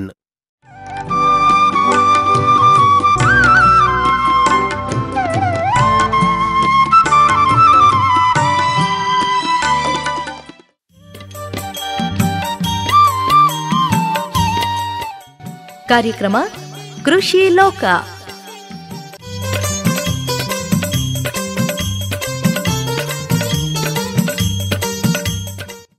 ನಮ್ಮೆಲ್ಲ ಪ್ರೀತಿಯ ರೈತ ಬಾಂಧವರಿಗೆ ನಮಸ್ಕಾರ. ಇಂದಿನ ಕೃಷಿಲೋಕ ಕಾರ್ಯಕ್ರಮಕ್ಕೆ ಪ್ರೀತಿಯ ಸ್ವಾಗತ. ಇಂದಿನ ಈ ಕಾರ್ಯಕ್ರಮದಲ್ಲಿ ಕೃಷಿಯಲ್ಲಿ ಉಪಕಸುಬಾಗಿ ಕುರಿ ಸಾಕಾಣಿಕೆ ಈ ಕುರಿತಂತಹ ಮಾಹಿತಿಯನ್ನ ಗಮನಿಸೋಣ. ಭಾರತದ ಗ್ರಾಮೀಣ ಪ್ರದೇಶಗಳಲ್ಲಿ ಕೃಷಿಯ ಜೊತೆಗೆ ಪಶುಸಂಗೋಪನೆಯು ಹೆಚ್ಚುವರಿ ಆದಾಯದ ಉತ್ತಮ ಮೂಲವಾಗಿದೆ. ಪಶುಸಂಗೋಪನೆಯಲ್ಲಿ ಗ್ರಾಮೀಣ ಪ್ರದೇಶದ ಜನರು ಹಸು, ಎಮ್ಮೆ, ಕುರಿ, ಮೇಕೆ, ಹಂದಿ, ಕೋಳಿ ಮುಂತಾದವುಗಳನ್ನು ಸಾಕಿಕೊಂಡು ವ್ಯಾಪಾರವನ್ನ ಮಾಡ್ತಾರೆ. ದೇಶದ ರಾಜ್ಯ ಸರ್ಕಾರಗಳು ತಮ್ಮ ರಾಜ್ಯಗಳಲ್ಲಿ ಪಶುಸಂಗೋಪನೆಯನ್ನ ಉತ್ತೇಜಿಸಲು ಕೇಂದ್ರದ ರಾಷ್ಟ್ರೀಯ ಜಾನುವಾರು ಮಿಷನ್ ಅನ್ನುವ ಒಂದು ಯೋಜನೆಯನ್ನ ಪ್ರಾರಂಭ ಮಾಡಿದೆ. ಇದರ ಅಡಿಯಲ್ಲಿ ಯೋಜನೆಗಳನ್ನು ಮಾಡುವ ಮೂಲಕ ರೈತರಿಗೆ ಮತ್ತು ದನಗಾಹಿಗಳಿಗೆ ಸಹಾಯ ಮಾಡ್ತಾರೆ. ಇದರಲ್ಲಿ ರೈತರಿಗೆ ಸಹಾಯಧನವನ್ನು ನೀಡಲಾಗುತ್ತೆ ಮತ್ತು ಅಗತ್ಯವಿದ್ದರೆ ಕಡಿಮೆ ಬಡ್ಡಿ ದರದಲ್ಲಿ ಸಾಲವನ್ನು ಕೂಡ ನೀಡಲಾಗುತ್ತೆ. ಕಳೆದ ಕೆಲವು ದಶಕಗಳಿಂದ ಕೇಂದ್ರ ಮತ್ತು ರಾಜ್ಯ ಸರ್ಕಾರಗಳ ಈ ಪ್ರಯತ್ನಗಳ ಸಕಾರಾತ್ಮಕ ಪರಿಣಾಮವೂ ಕೂಡ ಗೊತ್ತಾಗ್ತಾ ಇದೆ. ಗ್ರಾಮೀಣ ಭಾಗದಲ್ಲಿ ಕಡಿಮೆ ಖರ್ಚಿನಲ್ಲಿ ಪಶುಪಾಲನೆಯಿಂದ ಲಕ್ಷಗಟ್ಟಲೆ ಆದಾಯವನ್ನು ಪಡಿತಾ ಇರೋದನ್ನು ಕಾಣಬಹುದು. ಇದರಲ್ಲಿ ಕುರಿ ಸಾಕಾಣಿಕೆಯೂ ಕೂಡ ಸೇರಿದೆ. ಕಳೆದ ಕೆಲವು ವರ್ಷಗಳಿಂದ ದೇಶದ ಹಲವು ರಾಜ್ಯಗಳಲ್ಲಿ ಕುರಿ ಸಾಕಣೆಯನ್ನ ದೊಡ್ಡ ಪ್ರಮಾಣದಲ್ಲಿ ಮಾಡಲಾಗ್ತಾ ಇದೆ. ಕುರಿ ಸಾಕಾಣಿಕೆ ವ್ಯವಹಾರವು ಸಾಕಷ್ಟು ಬೆಳವಣಿಗೆಯನ್ನ ಕಂಡಿದೆ. ಏಕೆಂತಂದ್ರೆ ಕುರಿ ಸಾಕಣೆಯಲ್ಲಿ ಇತರೆ ಪ್ರಾಣಿಗಳಿಗಿಂತ ಖರ್ಚು ಕಡಿಮೆ ಮತ್ತು ಲಾಭ ಹೆಚ್ಚು. ಸಣ್ಣ ಮತ್ತು ಅತಿ ಸಣ್ಣ ರೈತರು ಇದನ್ನ ಸುಲಭವಾಗಿ ಮಾಡಬಹುದು. ಕುರಿ ಸಾಕಾಣಿಕೆಗೆ ಮತ್ತು ಆರೈಕೆಗೆ ಹೆಚ್ಚು ಖರ್ಚಿನ ಅಗತ್ಯ ಬರೋದಿಲ್ಲ ಮತ್ತು ಇದು ಕೇವಲ ಕಾಡು ಹುಲ್ಲು ಅಥವಾ ಕಳೆಗಳನ್ನು ತಿನ್ನುವ ಮೂಲಕ ಸ್ವತಃ ಅಭಿವೃದ್ಧಿಯನ್ನ ಹೊಂದುತ್ತೆ. ಇದರಿಂದಾಗಿ ದೇಶದ ಗ್ರಾಮೀಣ ಪ್ರದೇಶದ ಹೆಚ್ಚಿನ ಸಂಖ್ಯೆಯ ಜನರು ಕುರಿಯನ್ನ ಸಾಕುವ ಮೂಲಕ ಲಕ್ಷಾಧಿಪತಿಗಳಾಗ್ತಿದ್ದಾರೆ. ಗ್ರಾಮೀಣ ಪ್ರದೇಶಗಳಲ್ಲಿ ವಾಸಿಸುವ ಸಣ್ಣ ರೈತರ ಆರ್ಥಿಕತೆಯ ಮುಖ್ಯ ಮೂಲವಾಗಿ ಪಶುಸಂಗೋಪನೆಯನ್ನ ಪರಿಗಣಿಸಲಾಗುತ್ತೆ. ಪಶುಸಂಗೋಪನೆ ವ್ಯವಹಾರದಲ್ಲಿ ರೈತರು ಕಡಿಮೆ ವೆಚ್ಚದಲ್ಲಿ ಮತ್ತು ಮನೆಯ ಸಣ್ಣ ಭಾಗದಿಂದ ಪ್ರಾಣಿಗಳ ವ್ಯಾಪಾರವನ್ನ ಮಾಡ್ತಾರೆ. ಅದರಲ್ಲಿ ಅವರು ಮೇಕೆ ಮತ್ತು ಕುರಿಗಳನ್ನು ಸಾಕ್ತಾರೆ. ಈ ವ್ಯವಹಾರವು ಗ್ರಾಮೀಣ ಮಟ್ಟದಲ್ಲಿ ರೈತರಿಗೆ ಉತ್ತಮ ಉದ್ಯೋಗವನ್ನ ನೀಡುತ್ತೆ. ಕುರಿಯು ಸಸ್ಯಾಹಾರಿ ಪ್ರಾಣಿಯಾಗಿದ್ದು ಕಾಡು ಹುಲ್ಲು ಮತ್ತು ಹಸಿರು ಎಲೆಗಳನ್ನು ತಿನ್ನುವ ಮೂಲಕ ಸ್ವತಃ ಅಭಿವೃದ್ಧಿಯನ್ನ ಹೊಂದುತ್ತೆ. ಸಾಮಾನ್ಯವಾಗಿ ಅದರ ಆಹಾರಕ್ಕಾಗಿ ಯಾವುದೇ ವಿಶೇಷ ವ್ಯವಸ್ಥೆಯನ್ನ ಮಾಡಬೇಕಾಗಿಲ್ಲ. ಗ್ರಾಮೀಣ ಪ್ರದೇಶಗಳಲ್ಲಿ ಹೆಚ್ಚಿನ ಜಾನುವಾರು ರೈತರು ಹಾಲು ಉತ್ಪಾದನೆ, ಉಣ್ಣೆ ಮತ್ತು ಅದರ ಮಾಂಸಕ್ಕಾಗಿ ಕುರಿಗಳನ್ನು ಸಾಕ್ತಾರೆ. ಕುರಿಯಿಂದ ಪಡೆದ ಉಣ್ಣೆ ಮತ್ತು ಚರ್ಮದಿಂದ ವಿವಿಧ ಉತ್ಪನ್ನಗಳನ್ನು ತಯಾರು ಮಾಡಲಾಗುತ್ತೆ. ಇದಲ್ಲದೆ ಇದರ ಮಾಂಸವು ತುಂಬಾ ಪೌಷ್ಟಿಕವಾಗಿದೆ ಮತ್ತು ಅನೇಕ ರೀತಿಯ ವಿಟಮಿನ್ಗಳು ಇದರಲ್ಲಿ ಕಂಡುಬರುತ್ತೆ. ಆದ್ದರಿಂದ ಇದರ ಉಣ್ಣೆ ಮತ್ತು ಮಾಂಸ ಹಾಗೆಯೇ ಹಾಲಿಗೆ ಬೇಡಿಕೆ ಹೆಚ್ಚಾಗಿದೆ. ಮಾರುಕಟ್ಟೆಯಲ್ಲಿ ಉತ್ತಮವಾದಂತಹ ಬೆಲೆ ಸಿಗುತ್ತೆ. ಇತರ ಸಣ್ಣ ಪ್ರಾಣಿಗಳಿಗೆ ಹೋಲಿಸಿದರೆ ಇದರ ಸಾಕಣೆ ತುಂಬಾ ಸರಳವಾಗಿದೆ. ಯಾಕೆಂತಂದ್ರೆ ಕುರಿಗಳು ಗಾತ್ರದಲ್ಲಿ ಚಿಕ್ಕದಾಗಿರುತ್ತವೆ ಮತ್ತು ಕಡಿಮೆ ಜಾಗದಲ್ಲಿ ಸುಲಭವಾಗಿ ಸಾಕಬಹುದು. ಅಷ್ಟೇ ಅಲ್ಲ, ಕುರಿಗಳು ಹವಾಮಾನಕ್ಕೆ ಅನುಗುಣವಾಗಿ ತಮ್ಮನ್ನ ತಾವು ರೂಪಿಸಿಕೊಳ್ಳುವ ಸಾಮರ್ಥ್ಯವನ್ನು ಕೂಡ ಹೊಂದಿವೆ. ಎಲ್ಲ ರೀತಿಯ ಹವಾಮಾನದಲ್ಲಿ ಇವುಗಳನ್ನು ಸಾಕಬಹುದು. ಪ್ರಸ್ತುತ ದೇಶದಲ್ಲಿ ಮಲ್ಸುರ, ಜೈಸಲ್ಮೇರಿ, ಮಂಡಿಯನ್, ಮಾರ್ವಾರಿ, ಬಿಕನೇರಿ, ಮರಿನೋ, ಕೋಡಿಡಾಲ್ ರಂಬುಟು, ಛೋಟಾ ನಾಗ್ಪುರಿ, ಶಹದಾಬಾದ್ ಜಾತಿಯ ಕುರಿಗಳನ್ನು ಕಾಣಬಹುದು.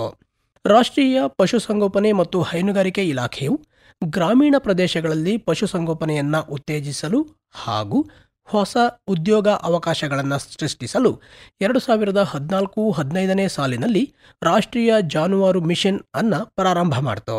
ಈ ಮಿಷನ್ ಅಡಿಯಲ್ಲಿ ಆಹಾರ ಮತ್ತು ಮೇವಿನ ಅಭಿವೃದ್ಧಿ ಸೇರಿದಂತೆ ಗ್ರಾಮೀಣ ಪ್ರದೇಶಗಳಲ್ಲಿ ಕೋಳಿ, ಕುರಿ, ಮೇಕೆ ಮತ್ತು ಹಂದಿ ಸಾಕಣೆ ಕ್ಷೇತ್ರದಲ್ಲಿ ಉದ್ಯಮಶೀಲತೆ, ಅಭಿವೃದ್ಧಿ ಮತ್ತು ತಳಿ ಸುಧಾರಣೆ ಹಾಗೇನೆ ಪ್ರಾಣಿಗಳ ಉತ್ಪಾದಕತೆಯನ್ನ ಹೆಚ್ಚಿಸುವ ಮೂಲಕ ಉದ್ಯೋಗವನ್ನ ಸೃಷ್ಟಿಸಲು ಪ್ರಯತ್ನಗಳನ್ನ ಮಾಡಲಾಗ್ತಾ ಇದೆ.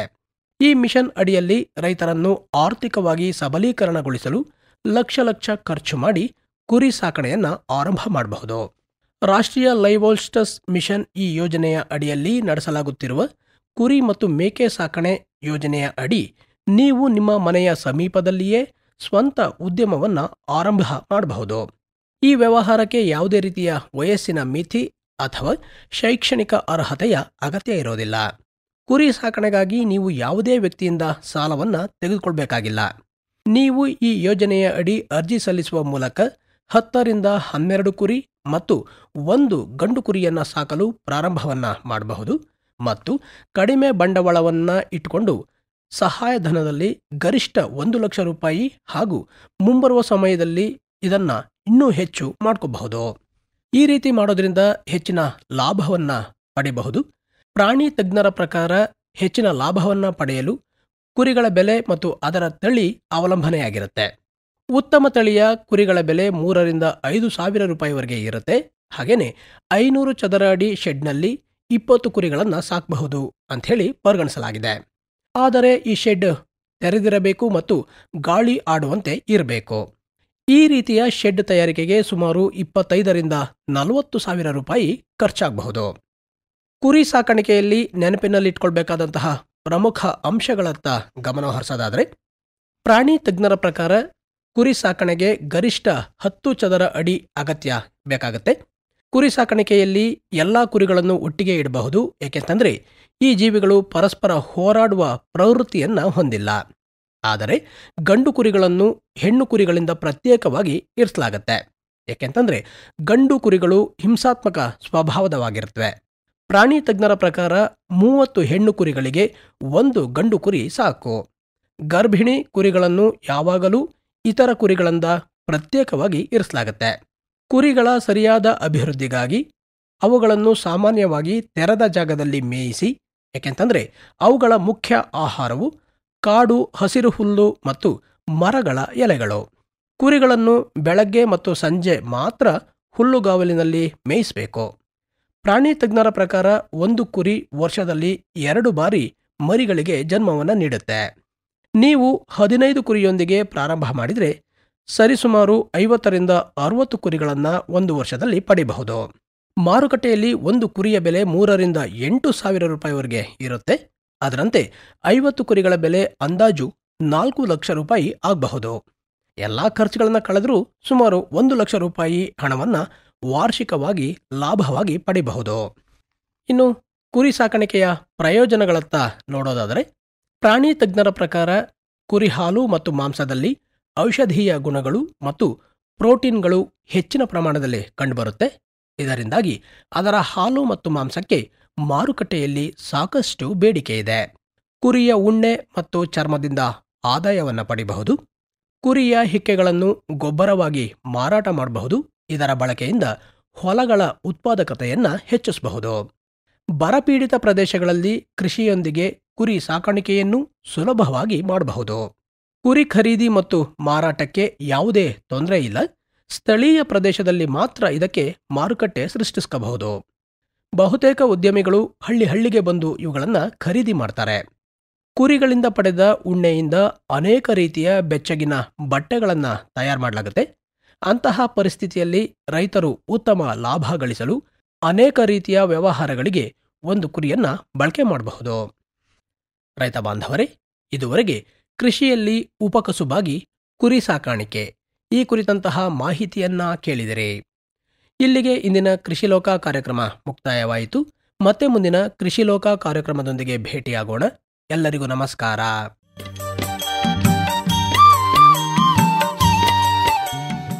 ಇದುವರೆಗೆ ಕಾರ್ಯಕ್ರಮ ಕೃಷಿ ಲೋಕ ಕೇಳಿದಿರಿ. ಕಾರ್ಯಕ್ರಮ ಪ್ರಸ್ತುತಪಡಿಸಿದವರು ಗೋರಾ ರವಿಶಂಕರ್. ಈ ಕಾರ್ಯಕ್ರಮ ಹಾಸನ ಆಕಾಶವಾಣಿ ಕೇಂದ್ರದಿಂದ ಬಿತ್ತರವಾಯಿತು.